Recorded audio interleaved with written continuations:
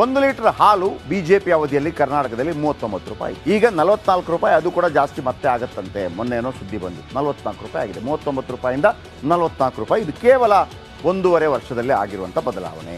ರೈತರ ಪಹಣಿ ಬಿಜೆಪಿ ಅವಧಿಯಲ್ಲಿ 10 ರೂಪಾಯಲ್ಲಿ ಆಗ್ತಾ ಇತ್ತು, ಅದೀಗ 100 ರೂಪಾಯಿ ಆಗ್ತಾ ಇದೆ. ಇದೆಲ್ಲವೂ ಕೂಡ ನಿಮಗೆ ವಿತ್ ಡಾಕ್ಯುಮೆಂಟ್ ನಾನು ಹೇಳಿ. ವಿದ್ಯುತ್ ದರ ಯೂನಿಟ್ಗೆ 4.75 ಪೈಸೆ ಇತ್ತು, ಈಗ ಅದು 6 ಪೈಸೆ ಆಗಿದೆ 1 ಯೂನಿಟ್ಗೆ.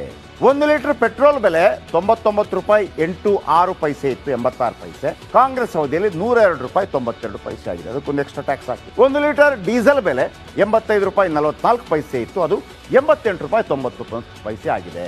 ಮದ್ಯಪ್ರಿಯರ ಅಚ್ಚುಮೆಚ್ಚಿನ ಒಂದು KF ಕಿಂಗ್ ಫಿಶರ್ ಬಿಯರ್ ಒಂದು ಬಿಯರ್ ಎಷ್ಟಕ್ಕೆ ಸಿಗ್ತಾ ಇತ್ತು? 145, ಈಗ 185. ಬಡವರು ಸೇವಿಸುವ ರಮ್ 120 ರೂಪಾಯಿಗೆ, ಈಗ ಎಷ್ಟು? 160 ರೂಪಾಯಿ. ನೋಂದಣಿ ಮುದ್ರಾಂಕ 20 ರೂಪಾಯಿ ಇತ್ತು, ಅದು 100 ರೂಪಾಯಿ ಆಗಿದೆ. ಮಕ್ಕಳನ್ನ ದತ್ತು ಪಡೆದರೆ ಸಾಮಾನ್ಯ ದರ ಶುಲ್ಕ ದುಪ್ಪಟ್ಟಾಗಿದೆ. ಆಸ್ತಿ ವಿಭಜನೆ ಶುಲ್ಕ ಸಾಮಾನ್ಯ ದರ 4 ಪಟ್ಟು ಹೆಚ್ಚಳವಾಗಿದೆ.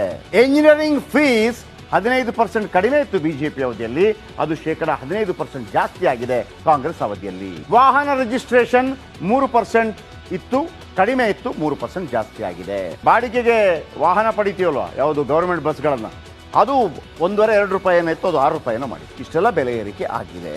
ಇದರ ಈ ಸಂದರ್ಭದಲ್ಲಿ ಕೇಳೋದು, ನೀವು ಬೆಲೆ ಏರಿಕೆ ಮಾಡಿಬಿಟ್ಟು ಫ್ರೀ ಕೊಟ್ಟು ಏನಾಗತ್ತೆ ಇದೆ?